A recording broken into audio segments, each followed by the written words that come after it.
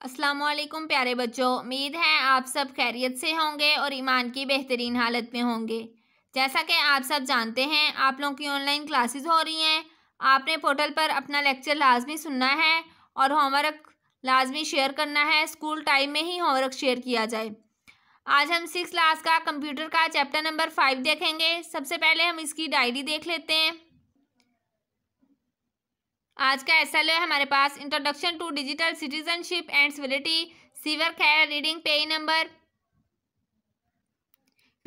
102 है and it's point on page number 102, यानी कि पेज नंबर 102 पे हमारे पास कुछ पॉइंट्स हैं, वो भी करने हैं और आपने उसकी रीडिंग भी करनी है।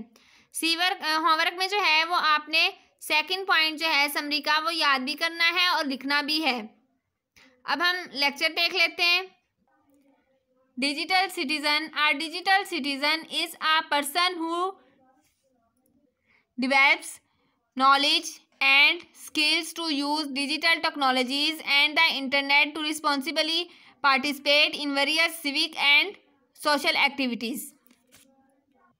डिजिटल शहरी वो शख्स होता है जो मुख्तलिफ शहरी और समाजी सरगर्मियों में जिम्मेदारी के साथ हिस्सा लेने के लिए डिजिटल टेक्नोलॉजीज और इंटरनेट के इस्तेमाल के लिए इल्म और हुनर पैदा करता है।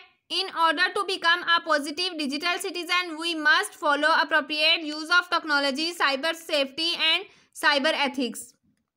डिजिटल शहरी जो है, एक मस्बत डिजिटल शहरी बनने के लिए हमें डिजिटल टेक्नोलॉजी यानी कि साइबर सेफ्टी और साइबर अखलाकियात के मुनासिब इस्तेमाल पर अमल करना चाहिए। डिजिटल सिविलिटी यानी कि डिजिटल तहजीब है। As we have learned in this unit, जैसा कि हम इस सबक में पढ़ चुके हैं, information is coming to us from all side at very fast pace, यानी कि हम मालूमात जो हैं वो हमारी तरफ चारों तरफ से, हर तरफ से बहुत जल्दी पहुंच जाती हैं। All our interaction with other has also been increase around the world. इसके साथ इसके अलावा दूसरों के साथ बातचीत में भी इजाफा हुआ। Therefore, it is very important for student to understand the concept of digital civility, यानी कि इसीलिए तलबा के लिए जो है वो ये समझ डिजिटल तहजीब का समझना बहुत ज़रूरी है। रिस्पेक्ट अदर, दूसरों की इज्जत करना। बी केयरिंग यानी कि केयरिंग अच्छे से यानी कि किसी के साथ पेश आना। बी पोलाइट, शाइस्तगी से बात करना। Good behaviour online and offline, यानी कि आप अगर किसी के साथ ऑनलाइन भी बात कर रहे हैं तो आपका बिहेवियर जो है वो अच्छा होना चाहिए, और अगर आमने सामने भी आप किसी से बात कर रहे हैं तो आपका बिहेवियर जो है वो बहुत अच्छा होना चाहिए। Always follow appropriate cyber ethics, यानी कि अखलाकियात जो हैं उनको आपने लाजमी फॉलो करना है।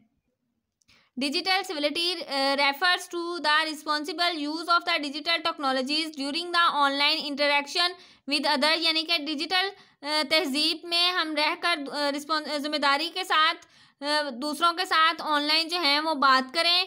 The best way to understand this concept is to remember when you were very young and your parents, teachers and sibling etc.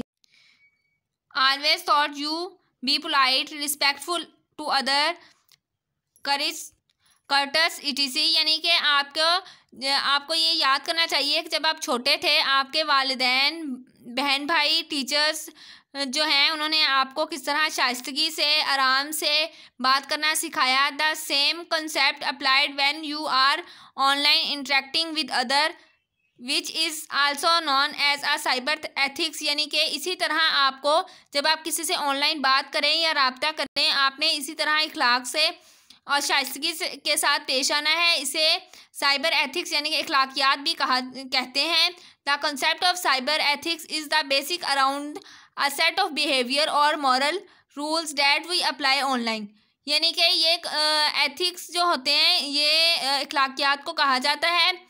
ये हमारे बिहेवियर और हमारे जो असूल होते हैं वो अप्लाई करवाने होते हैं ऑनलाइन, यानी कि कुछ असूल होते हैं उन्हें हमने लाजमी फॉलो करना होता है। It should be our goal to try to and educate inspire, empower and support those we are connected and communicate with online, यानी कि जो हमारा यही गोल होना चाहिए जब हम किसी से गोल भी होना चाहिए और हमें कोशिश भी करनी चाहिए कि हम किसी से इंस्पायर हों, कोई हमसे इंस्पायर हो और जिसके साथ हम बातचीत कर रहे हैं उसे भी अच्छा महसूस हो, वो भी आपके साथ पूरे एतमादी के साथ बात करे और अच्छे से उसका ये कोशिश हो कि वो दोबारा भी आपसे बात करे। ये ना हो कि आपने एक दफ़ा उनसे बात कर ली है, रूड आप इस तरह बिहेवियर हो कि आपके साथ वो दोबारा बात ही ना करना चाह रहा हो। उम्मीद है आपको आज का लेक्चर समझ आ गया होगा।